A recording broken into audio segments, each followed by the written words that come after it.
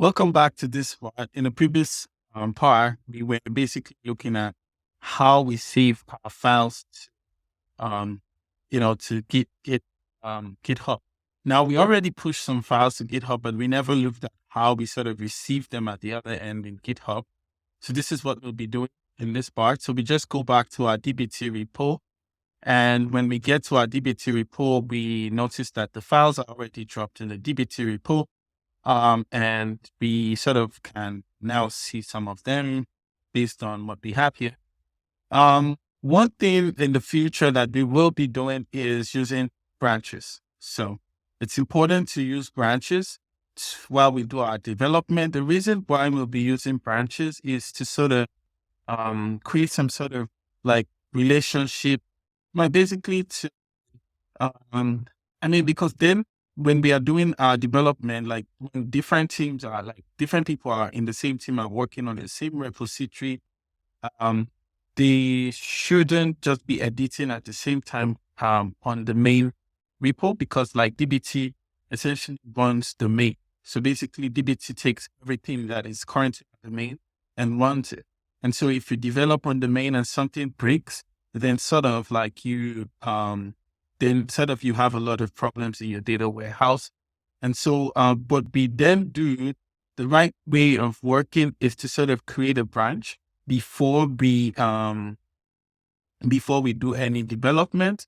And then when we are done with the development, we sort of now, push this branch, we push all our commits through that branch, and we compare the branch with the main, and basically just make the difference of, just add the difference from the branch and the main. But you won't see this eventually when we do it. But how do you create your branch? You just come here. One of the easiest ways to do that is to come to the main, right?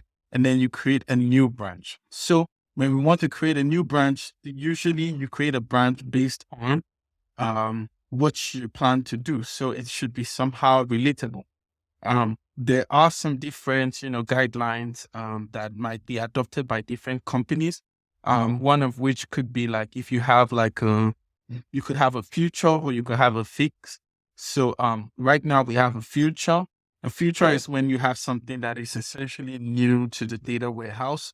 But a fix is when you want to fix something that is already existed. So here is a future, and what we will be doing is we'll be adding data sources, new data sources to our data warehouse. So we will be adding new data sources, and this could be a very good approach to naming your branch. So we tag it with a future, and then we put a slash, and then we put the action, which is actually adding the data sources.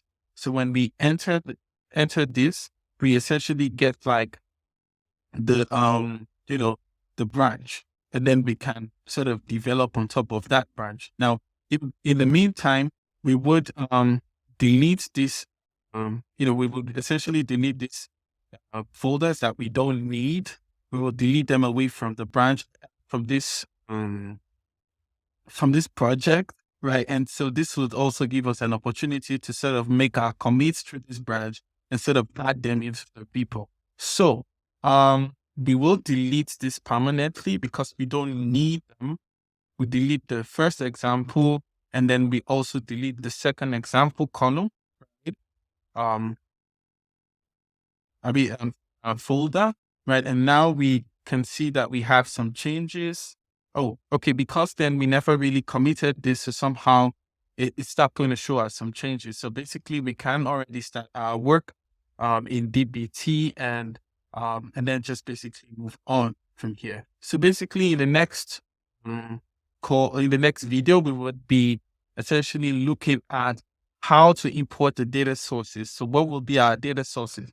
Let's go back one step and see what is probably our data sources. So we are trying to build this query. We're trying to build like the final data set in a very simple, structured format so that we can easily pull it for the analysis or for our dashboarding. So our sources in this case will be every point we sort of call a data set from the Snowflake sample data. So one thing you have to put into consideration is that in this query, we already use the schema. So everything that we will be essentially pulling from is from this schema, and our data sources are essentially the item, which is this data, and then the catalog sales, which is here. And then we also have date team and call center. So we have call center and we have date team.